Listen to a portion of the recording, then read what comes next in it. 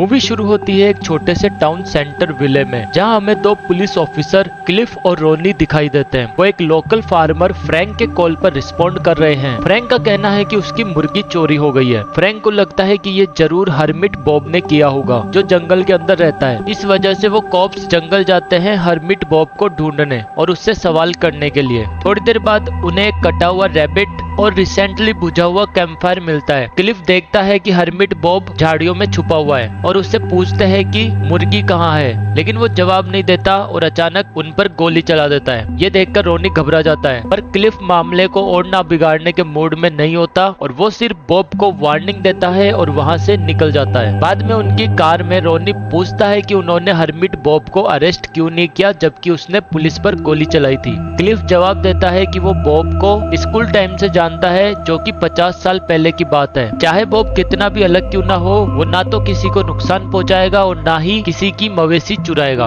ऊपर से क्लिफ को फ्रैंक पसंद नहीं है और उसकी मुर्गी चोरी की रिपोर्ट भी क्वेश्चनेबल लगती है। कॉप्स अपनी गाड़ी देखते हैं और रियलाइज करते हैं कि शाम के 8 बज चुके हैं, पर अभी भी दिन का उजाला है। इसी वक्त उन्हें एक ऑफिसर मिंडी का कॉल आता है, जो शहर में अजीब चीजों के होने की रिपोर्ट करती है। रोनी और जानना चाहता है, लेकिन कम्युनिकेशन डिस्टर्ब और डिस्कनेक्ट हो जाता है। रोनी अपने फोन से मिंडी को कॉल करता है, पर लाइंस भी डेड हो चुकी होती है। सीन कट होता है एक छोटे से टाउन के सिर्फ एक डाइनर पर, जहाँ फ्रैंक एक और आदमी हैंक से अपनी चोरी हुई मुर्गी के बारे में कंप्लेन करता है। हैंक पूछता है कि उसे कैसे पता कि चोरी बॉब ने की है, तो फ्रैंक जवाब देता है कि और कौन कर सकता है। फिर वो रेडियो पर एक न्यूज रिपोर्ट सुनते हैं, जो बताता है कि पोलर रीजन्स में हाइड्रोलिक फ्रैक्शन की वजह से अर्थ का रोटेशन शिफ्ट हो सकता है, जिसकी वजह से दिन और रात के घंटों में फर्क पड़ेगा। गवर्नमेंट कहती है कि फ्रैकिंग से एनवायरनमेंट को कोई भी नुकसान नहीं पहुंचेगा और कोई टेंशन लेने की जरूरत नहीं है। अगले सीन में हमें एक जेवलिन डिटेक्शन सेंटर दिखाया जाता है, जहां 3 बच्चे टीवी पर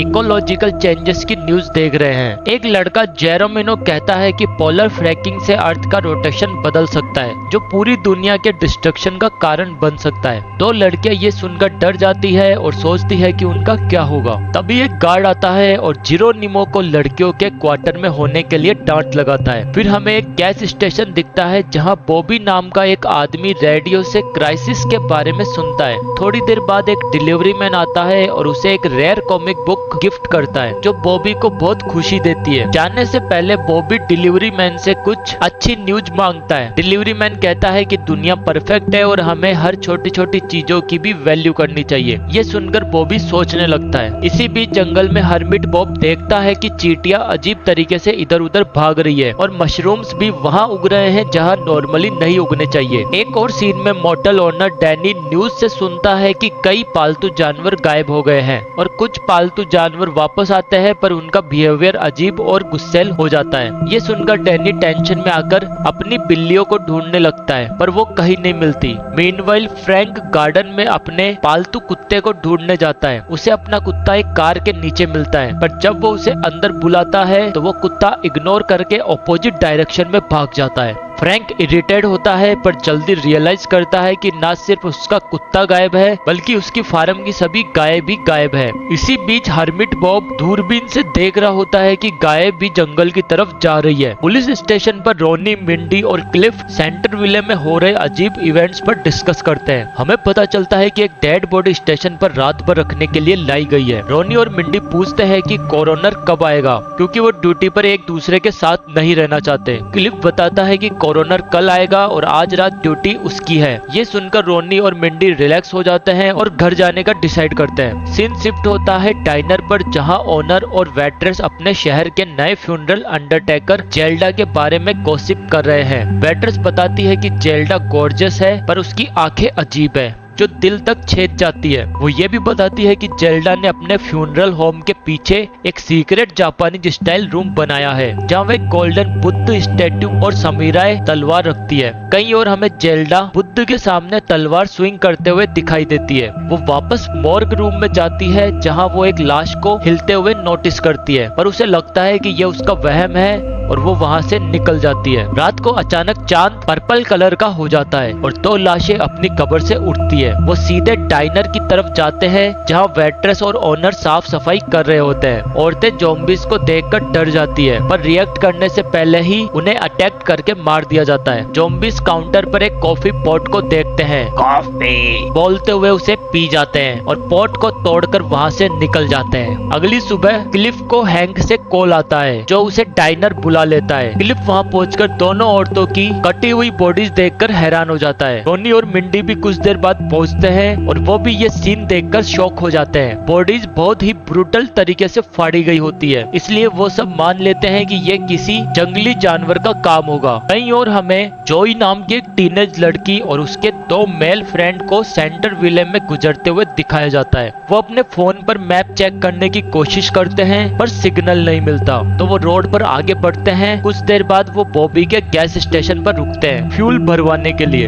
अंधेरा होने से पहले वो डिसाइड करते हैं कि शहर में रात गुजार लेंगे और कहीं रुकने के ऑप्शन के बारे में पूछते हैं। बॉबी बताता है कि यहाँ सिर्फ एक ही होटल है जो डैनी का है। वो उन्हें एड्रेस बता देता है और टीनेजर्स वहाँ पहुँच जाते हैं। इसी बीच क्लिफ और रोनी शहर में लोगों को डेंजरस घटनाओं के बारे में इन्फॉर्म करने जा रहे हैं। वो जल्द ही होटल पहुँचते हैं और डैनी से सिचुएशन डिस्कस करते हैं, जो खुद भी शॉक है। कुछ वक्त बाद जॉय और उसके फ्रेंड्स भी होटल चेक इन करते हैं। जॉय पूछती है कि कोई डाइनर नियर भी है क्या, पर क्लिफ बताता है कि यहाँ का सिर्फ एक डाइनर था और वो भी अब बंद हो चुका है। कॉप्स पूरी सच्चाई रिवील नहीं करते क्योंकि वो विजिटर्स को डराना नहीं चाहते। वो सिर्फ इतना बोलते हैं कि अंधेरा होने के बाद बाहर ना निकलना, पर टीनेजर्स उन्हें सीरियसली नहीं लेते। जेवलिन डिटेक्शन सेंटर में बाद में 3 बच्चे विंडो से बाहर देखते हैं और देखते हैं कि माहौल कितना उदास है। वो फिर डाइनर मर्डर्स के बारे में बात करते हैं और गेरोनिमो को लगता है कि वो ज़ॉम्बीज अपोकलिप्स के बीच में है जो पोलर फ्रैक्शंस की वजह से हुई है। ये सुनकर उसके दोस्तों को डर लगता है, लेकिन इससे पहले कि वो और एक्सप्लेन कर पाए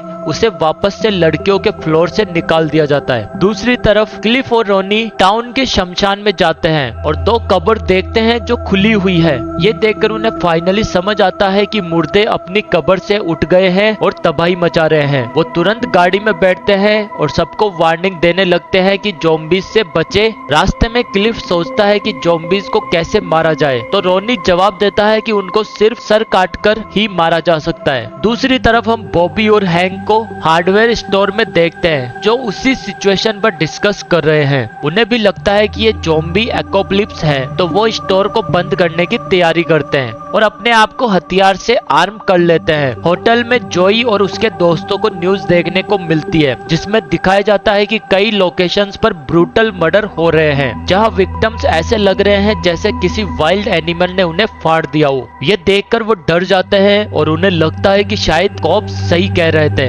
इसलिए वो तुरंत दरवाजा लॉक कर देते हैं। रात होते ही कई ज़ॉम्बीज वापस से अपनी कब्र से उठ जाते हैं। बाद में हम डैनी को देखते हैं जो होटल के बाहर अपनी बिल्लियों को ढूंढने जा रहा है। वो बिल्लियां नहीं ढूंढ पाता, लेकिन तभी एक ज़ॉम्बी अचानक से उसके पीछे से आता है और उस पर हमला कर देता है। पुलिस स्टेशन में 3 ऑफिसर्स ज़ॉम्बी को मारने के लिए अलग अलग हथियार तैयार कर रहे होते हैं। कुछ देर बाद वो एक मरी हुई औरत को देखते हैं जो उनके पास आती है और बार बार कुछ बोल रही होती है। पुलिस उस पर गोली चलाती है पर कोई असर नहीं होता। खुशकिस्मती से रोनी अपनी हिम्मत जुटाता है और एक बार में उसका सर काट देता है। अगले सीन में फ्यूनरल पार्लर में जेल्डा 2 मुर्दों का मेकअप कर रही होती है। कुछ देर बाद वो नोटिस करती है कि एक मुर्दा अपनी आंखें खोल रहा है। वो जल्दी से उसकी आंखें बंद करती है, लेकिन दूसरा मुर्दा भी वैसा ही कर रहा होता है। दोनों डेड बॉडी जल्दी ही जिंदा हो जाती है। जेल्डा समझ जाती है कि क्या हो रहा है, लेकिन वो सरप्राइजिंगली काम रहती है। वो फिर अपनी तलवार निकालती है और दोनों का सर काट देती है। वो कंप्लेंट करती है कि उसका सारा मेकअप वेस्ट हो गया। उसके बाद फ्रैंक घर पर होता है जब वो कुछ अजीब आवाजें सुनता है जो बाहर से आ रही होती है। जब वो अपने दरवाजे के बाहर देखता है तो वो देखता है कि एक ज़ॉम्बी उस पर अटैक करने आ रहा है, लेकिन वो जल्दी से अपनी गन ले लेता है और ज़ॉम्बी के सर को उड़ा देता है। अगले सीन में दिखाया जाता है कि पूरा टाउन ज़ॉम्बीज से भर गया है जो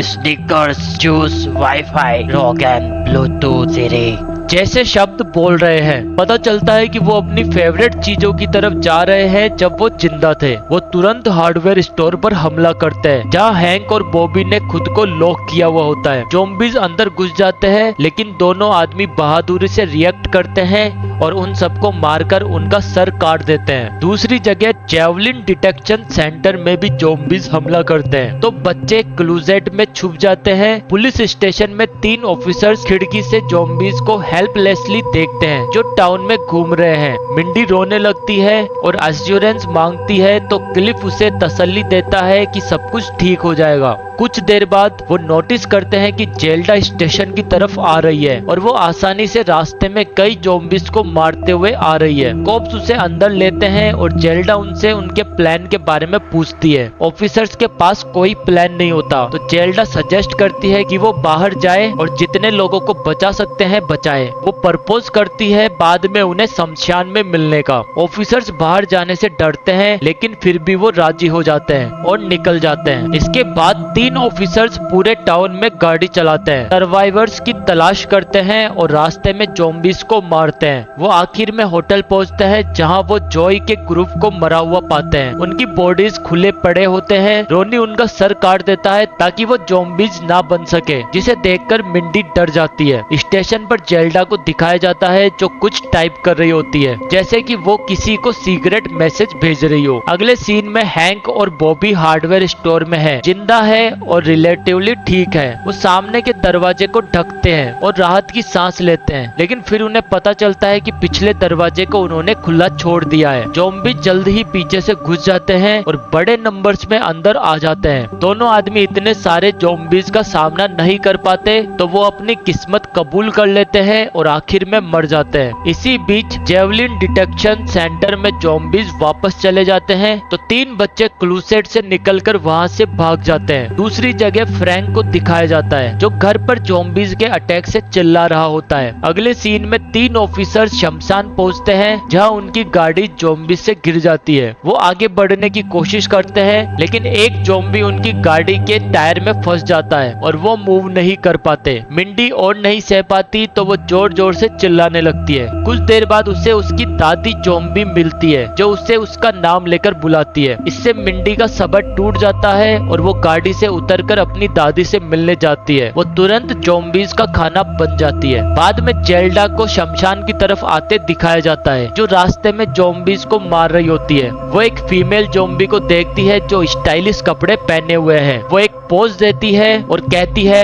फैशन, लेकिन जेल्डा उसका भी सर काट देती है। इस बीच डिटेक्शन सेंटर के 3 बच्चे ये सब देखते हैं और डरे हुए हैं। वो ज़ॉम्बीज के सर के पास जाते हैं और लड़की अपने दोस्तों को बोलती है कि उसके पीछे आओ। उसे पता है कि सेफ जगह कहाँ छुपना है। कुछ देर बाद जेल्डा शमशान पहुंचती है और अचानक सब ज़ॉम्बीज पुलिस की गाड़ी से दूर भागने लगते हैं। तभी वो एक यूएफओ को आसमान में देखते हैं, जिसे देखकर वो एक्साइटेड हो जाते हैं। जेल्डा भी चैन की सांस लेती है, जैसे कि वो इसी मोमेंट का इंतजार कर रही थी। कुछ ही पलों में यूएफओ जेल्डा को उठा लेता है और वहां से ले जाता है। ये देखकर ऑफिसर्स बिल्कुल शॉक हो जाते हैं और समझ नहीं पाते कि क्या हो रहा है। क्लिफ फिर बोलता है कि उसे हमेशा लगता था कि जेल्डा अजीब औरत है। ऑफिसर्स फाइनली डिसाइड करते हैं कि उन्होंने अब बहुत सह लिया और वो गाड़ी से बाहर निकल जाते हैं। क्लिफ शॉटगन उठाता है और रोनी एक तलवार, और वो बहुत सारे ज़ॉम्बीज के अंदर घुस जाते हैं। वो स्किलफुली कई ज़ॉम्बीज को मार देते हैं, जिसमें उनके अपने दोस्त भी शामिल होते हैं, बॉबी, फ्रैंक, डैनी, हैंक और मिंडी तक। हर्मिट बॉब इसे दूर से देख रहा होता है और सोचता है कि दुनिया कितनी खराब हो चुकी है। मूवी खत्म होती है जब दोनों ऑफिसर्स की ताकत खत्म हो जाती है और वो ज़ॉम्बीज के हाथों मारे जाते हैं। Thank you for watching this video. If you enjoyed it, don't forget to hit the like button and subscribe to Movies Pathfinder Hindi for more awesome movie recaps.